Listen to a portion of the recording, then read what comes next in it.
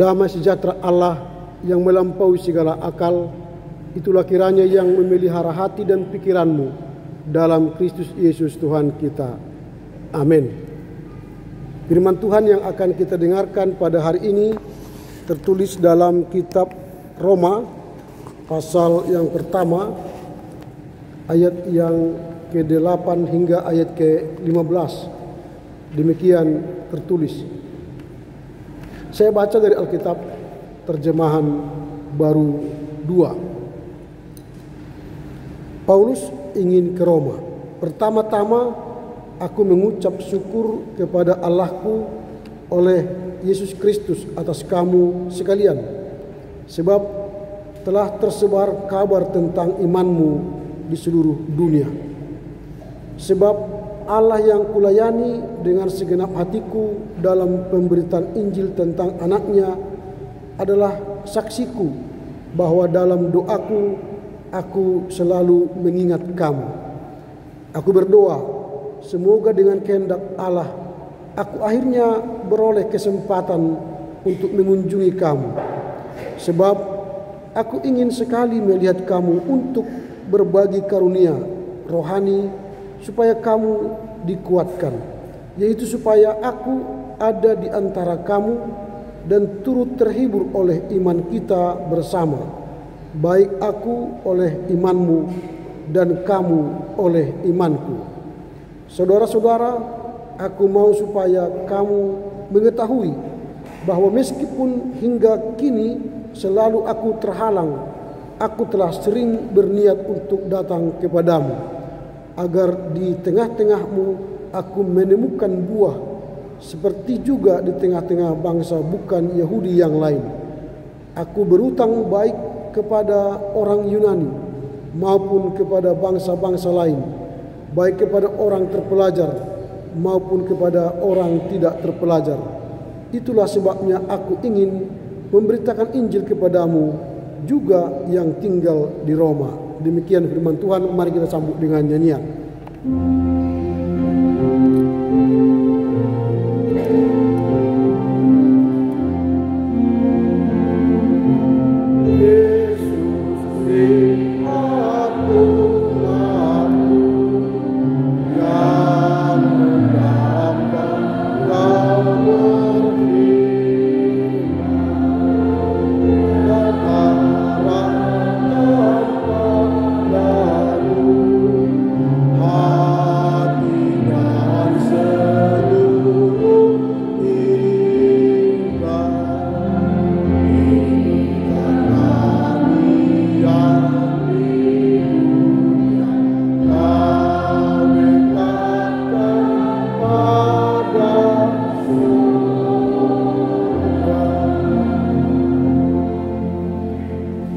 Selamat pagi bagi kita semua.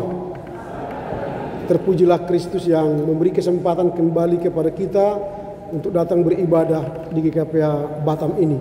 Setelah 1 minggu kita menjalani hari-hari kita yang penuh suka dan duka, melewati berbagai tantangan dan berbagai suka dan tantangan yang mungkin membuat kita kecut atau kalah, dan akhirnya kita hampir kalah dan kita berkemenangan. Dan akhirnya kita bisa mengucap syukur hari ini datang beribadah di GKPA ini. Kita telah memasuki minggu yang ke-17 setelah Trinitatis. Dan tema khotbah yang akan kita dengar, memberitakan Injil dengan segenap hati. Memberitakan Injil dengan segenap hati. Memberitakan Injil dengan segenap hati berarti menyampaikan kabar baik. Ada kabar yang kita mau bagikan kepada orang, tetapi dalam menyampaikan kabar baik itu, kita menyampaikannya dengan sepenuh hati. Sepenuh hati ini berarti dia benar-benar ingin bercerita, ingin berbagi pengalaman, ingin sharing, ingin menyampaikan sesuatu yang bermanfaat, baik dalam iman, baik dalam pengetahuan, baik dalam tindakan. Itu yang disebut dengan memberitakan Injil dengan segenap hati. Jadi tidak ada keterpaksaan. Kerinduan ada, tapi tidak terpaksa. Paulus sebenarnya dia belum pernah ke Roma. Berkali-kali dia ke Roma tapi terhalang. Lalu dia mengirim surat kepada Roma supaya kerinduannya ada, bisa bersama dengan jemaat Roma, supaya aku ada di antara kamu dan imanku ada di antara kamu dan imanmu ada padaku. Ini sesuatu kerinduan yang luar biasa. Maka dia memberitakan Injil dengan sepenuh hati. Memberitakan Injil dengan sepenuh hati bukan hanya memberitakan informasi saja, membagikan informasi saja, tetapi dia memberikan pengajaran dan berbagi kasih karunia. Ada kasih karunia Tuhan yang telah dia rasakan, lalu dia bagikan kepada orang Roma. Itu rencananya, keinginan hatinya. Sehingga memberitakan Injil dengan segenap hati, dia membawa sesuatu yang berharga, baik dalam iman, baik dalam kehidupan sehari-hari. Itulah yang kita akan gumulkan dalam teks ini. Ada beberapa hal yang kita pelajari dari perikop ini dalam rangka memberitakan Injil dengan sepenuh hati. Yang pertama, Paulus memiliki kerinduan memberitakan Injil. Ini yang penting. Ada kerinduannya memberitakan Injil. Walau dia belum sampai ke Roma, tapi dia rindu memberitakan Injil kepada orang Roma. Kerinduan Paulus itu bukan tanpa dasar, bukan tanpa latar belakang. Karena Roma adalah pusat dari kekaisaran Romawi. Sehingga Roma menjadi tempat Injil disebar kemana-mana. Jika di Roma Injil sudah disebarkan, maka kerajaan Romawi akan mudah mendapatkan kabar baik. Istilah sekarang ini kayak kota Jakarta lah, pusat negara, pemerintahan negara. Jadi kalau Jakarta itu sudah dimenangkan, maka menurut Paulus Injil akan mudah tersebar ke seluruh dunia. Tetapi dia belum bisa sampai ke Roma, maka dia hanya punya kerinduan. Nah, kalau kita misalnya sebagai orang percaya, warga jemaat GKPA Batam ini, bisa saja kita rindu memberitakan Injil kepada sahabat kita, keluarga kita, anak kita, atau orang yang kita kasihi, tapi kita tidak sempat datang ke rumahnya, tidak punya waktu datang ke rumahnya, tidak punya program, atau kita mungkin sudah atur waktu supaya pergi ke rumah si A, si B, si C, tapi tidak bisa karena kesibukan kita. Kita hendak cerita, kita hendak berbagi pengalaman, kita hendak menceritakan sesuatu yang berharga bagi kita, bagi dirinya, tapi itu tidak kesampaian. Maka beritakanlah Injil walau kita belum sampai berjumpa, pergi ke rumah sahabat kita itu. Jadi kerinduan memberitakan Injil itu juga sudah bagian dari memberitakan Injil dengan sepenuh hati. Masih dalam bayangan kita mau ketemu sahabat kita, keluarga kita. Walau satu kota belum tentu bertemu. Walau satu kota, mungkin kita di Aviari, teman kita di Nagoya atau Tanjung Uncang atau Tanjung Piayu, tapi ketemunya setelah tahun baru karena kesibukan. Lalu ketika kita tidak bertemu, apakah kita tidak punya kerinduan memberitakan Injil? Sekarang sih sudah gampang. Dulu harus face to face, on site. Sekarang sudah ada WhatsApp. Halo Eda, halo Tulang, halo Nemboru, halo Opung.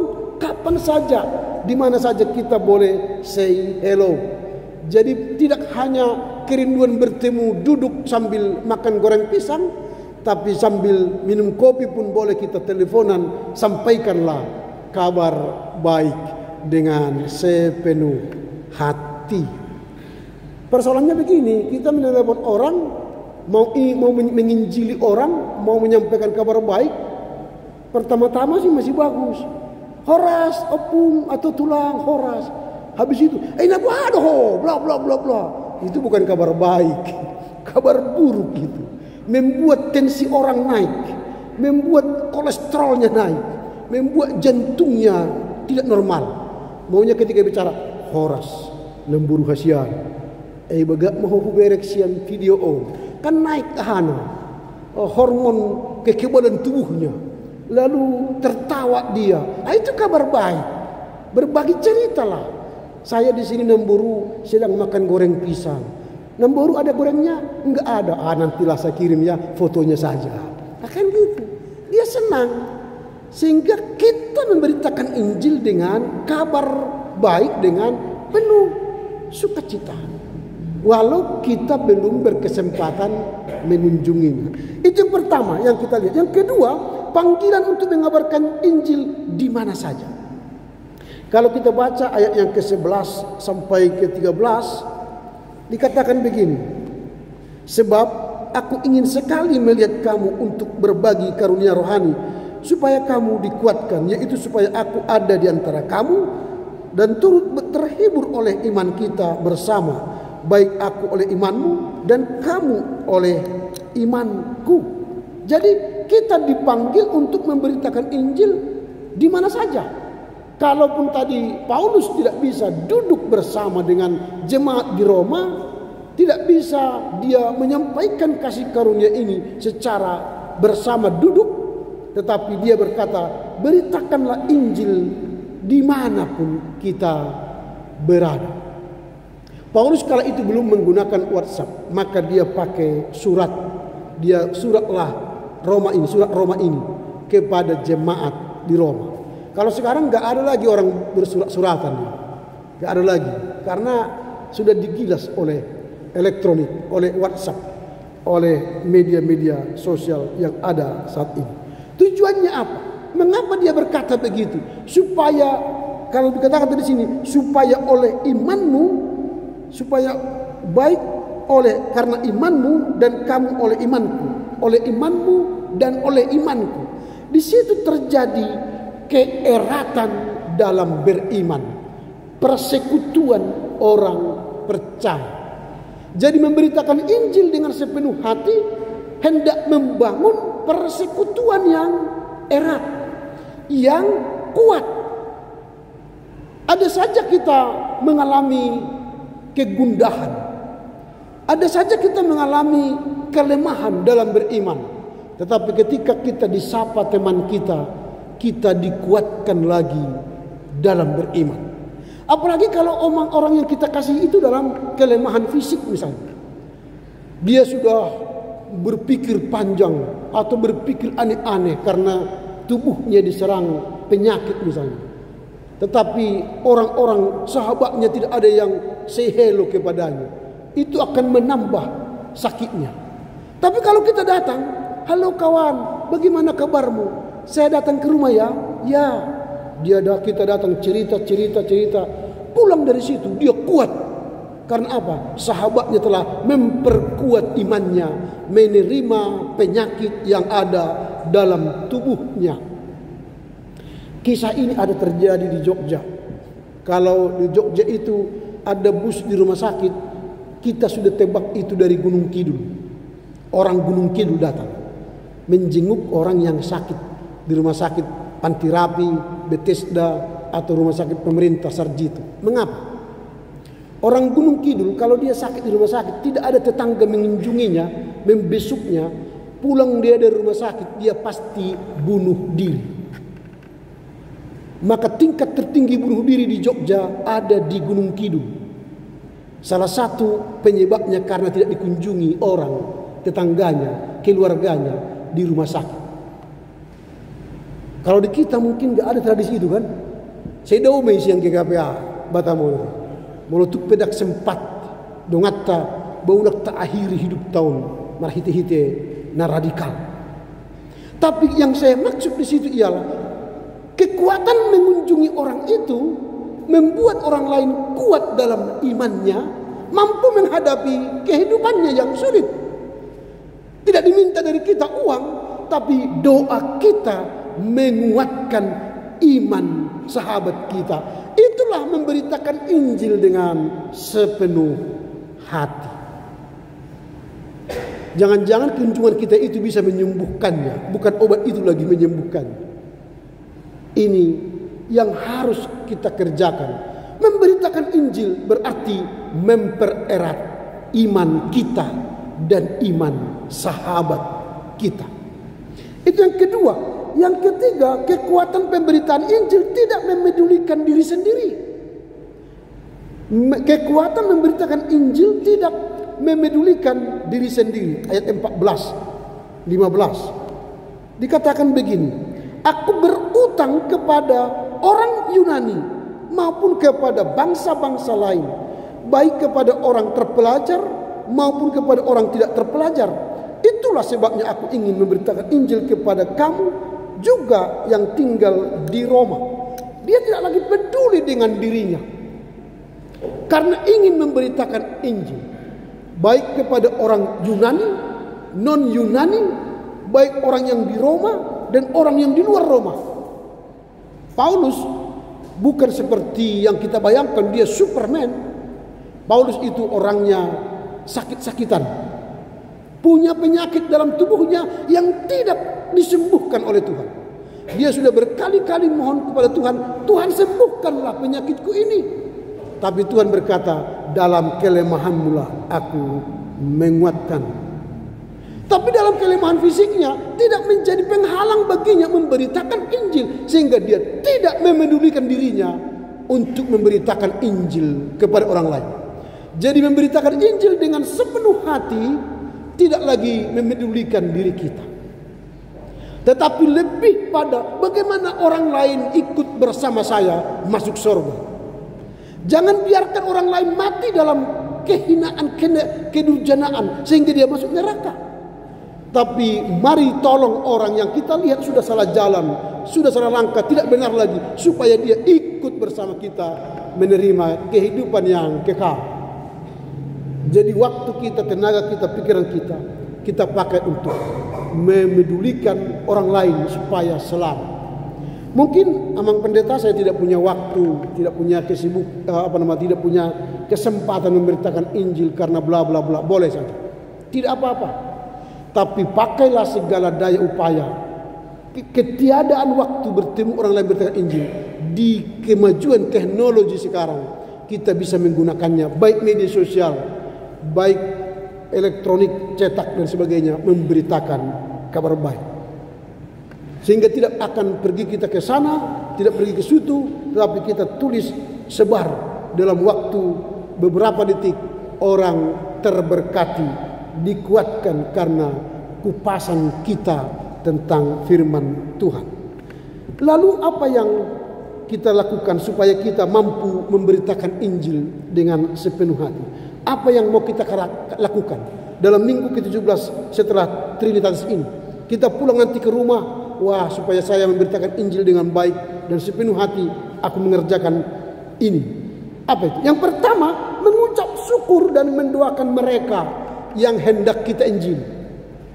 Ketika Paulus sadar dia tidak mampu sampai tiba di Roma, maka dia memberitakan Injil dengan cara mendoakan mereka. Jadi berdoa juga adalah cara memberitakan Injil dengan sepenuh hati. Siapakah kita tadi pagi berdoa, Tuhan berkatilah amang pendeta yang akan memberitakan Injil di GKPA Batam. Siapa? Makanya banyak pengkhotbah yang hadir di sini tidak berkhotbah sesuai kehendak Tuhan, karena tidak ada dukungan dari jemaatnya. Supaya para pengkhotbah yang berdiri di sini punya powerful, dimintalah kita memberitakan Injil dengan sepenuh hati dengan cara berdoa. Ale Tuhan pasu-pasu ma padita nanang marjamita di pada pagi japitu. Molek tabo to manang ni halakna. Ale molunga tabo to jakwal naros terna tagwar. Ale Tuhan pasu-pasu ma amat padita ex nanang marjamita di Gloria, di Febe, di Ama, di Ina, di pertanyaan Wek, Efesus, Galatia, sampai tu Filipi, sampai tu Ibrani. Supaya apa? Yang berkhotbah itu bukan lagi atas pikirannya, tapi atas kehendak ilahi Tuhan. Kalau sudah Tuhan bicara melalui pengkhotbah kepada kita, maka suara yang keluar ini bukan suara Ramli, tapi suara Tuhan yang menguatkan iman percaya kita. Itu cara sederhana memberitakan Injil dengan sepenuh hati. Berdoalah kepada orang-orang yang memberitakan Injil, mewakili Tuhan, membenarkan yang benar, menyatakan salah jika salah. Itu yang pertama, cara kita. Yang kedua, kita harus memiliki kerinduan dan semangat untuk berbagi Injil. Ada semangat kita untuk memberitakan Injil dengan cara kita. Sampai di kantor, hai Horas, gitu, kita sapa. Itu juga memberitakan Injil. Daripada kita datang muka sudah cemburu, lalu cara halo Horas, halo, nah itu kan orang gimana ya, udah dia langsung menyisi orang dari kita. Tapi kalau sudah masuk kantor, lalu kita disambut dan menyambut teman dengan senyum, itu juga memberitakan Injil dengan sepenuh hati. Jadi kita punya kerinduan dengan semangat, dengan cara kita, dengan metode kita masing-masing. Mungkin dari kata, mungkin dari cara kita menyampaikan pemikiran, ide, gagasan, mungkin dari cara pandang kita, raut wajah kita. Itu juga menjadi cara untuk memberitakan Injil. Sehingga ada tanda-tanda lahiriah yang tumbuh dari semangat kita memberitakan Injil. Itu yang kedua. Yang ketiga, menguatkan iman dan membagikan karunia rohani. Jadi Paulus berkata, imanmu menguatkan imanku, imanku menguatkan imanmu. Jadi karunia menguatkan iman ini harus tampak dari kita. Setiap bertemu orang yang kita bicarakan iman. Kalau sekarang, dulu ini saya kilas balik dulu kepada sejarah GKPS ya. Kongsi Laita namanya. Kongsi Laita itu motonya 5 menit bertemu memberitakan Injil. Yang diberitakan tentang Injil. Maka GKPS bertumbuh dulu. Lalu pada zaman-zaman kekristenan, kalau ketemu pendeta sama pendeta, yang dibicarakan Injil, kabar baik. Tapi di era sekarang, bertemu pendeta ke pendeta yang dibicarakan apa? Handphone, mobil, sawit. Jadi konglomerat. Bukan lagi Injil yang diberitakan. Atau sekarang kalau ketemu sintua dengan sintua yang dibicarakan apa? Nah ini persoalannya.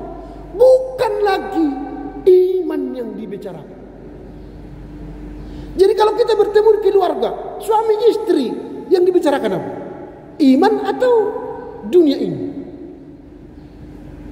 Kalau ketemu dengan anak-anak, yang dibicarakan apa? Iman atau dunia ini? Atau sama sekali lost, tidak ada yang dibicarakan. Maka pergunakanlah waktu ini memberitakan Injil dengan sepenuh hati. Ketemu suami istri, ketemu dengan anak, bicarakanlah kasih karunia Tuhan. 1 menit 2 menit tidak apa-apa. Karena setelah 15 menit ke 20 menit sudah perkelahian nanti biasanya. Makanya jangan panjang-panjang, 1 menit 2 menit. Amang, gimana kabarmu? Kau ngerti enggak Roma 1 ayat 8 sampai 15? Intinya kau harus bersemangat ya, belajar. Bersemangat mengasihi temanmu, mengasihi aku, bapakmu, mamakmu. Udah ya? Ya Pak. Udah selesai. 30 detik ini. Tapi kalau kita tidak pernah melakukan itu, menyampaikan kabar baik 30 detik kepada anak kita, jangan harap Tuhan memberkati keluarga kita.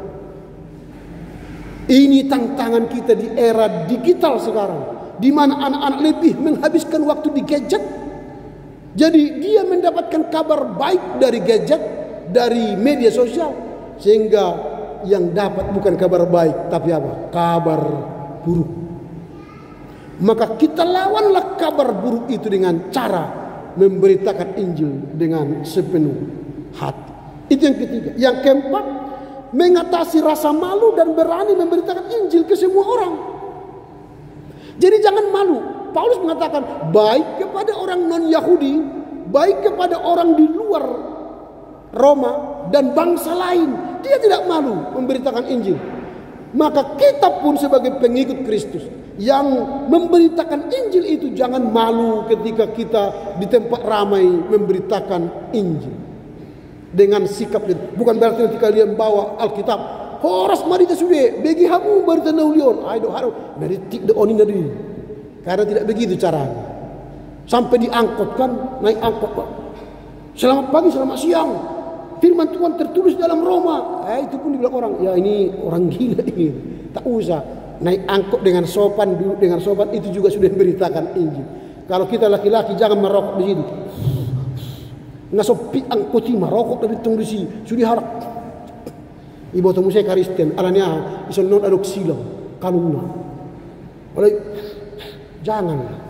Kalau sudah di ruang sempit, di kamar mandi lagi jangan merokok lah. Ada ruangan lain yang bebas udara, disitulah kita merokok supaya orang tidak terganggu, kan gitu. Mau lawat rumah makan misalnya, mau lawat ke kamar mandi, mau lodong nama risap, nama bawa nih kamar mandi. Terlangsung udah kututup pemilik restoran ini, Pak tolong tulis di kamar mandi, dilarang merokok di dalam kamar mandi. Ini memberitakan Injil dengan cara berani, jangan takut. Mau terbadir do isi patria ni, ikut kita do pasahat ni, asa do perubahan, walaupun dari hal yang kecil. Nanti dari kecil itu bisa jadi besar.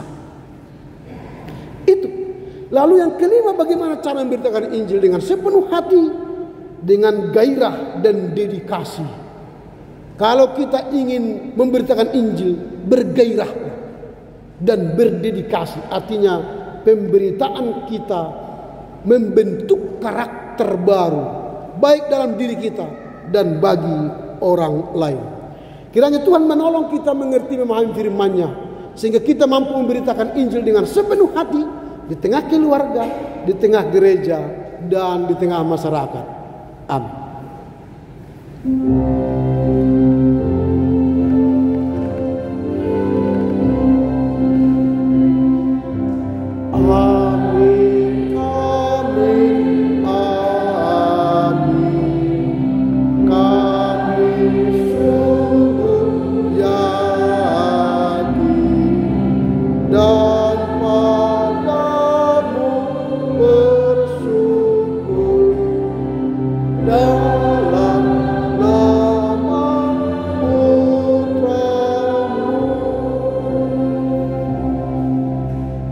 Terima kasih Bapa karena Engkau telah memberi kami nasihat agung untuk memberitakan Injil dengan sepenuh hati. Mampukan kami memberitakan Injil dengan sepenuh hati di tengah keluarga, gereja, dan masyarakat, sehingga kami benar-benar memberitakannya dengan kesungguhan kami, dengan keberadaan kami, dengan penuh kasih. Terima kasih Bapa, kiranya Tuhan menolong kami mengerti dan memahaminya serta melakukannya dalam kehidupan kami sehari-hari. Dalam Yesus kami memohon. Amin.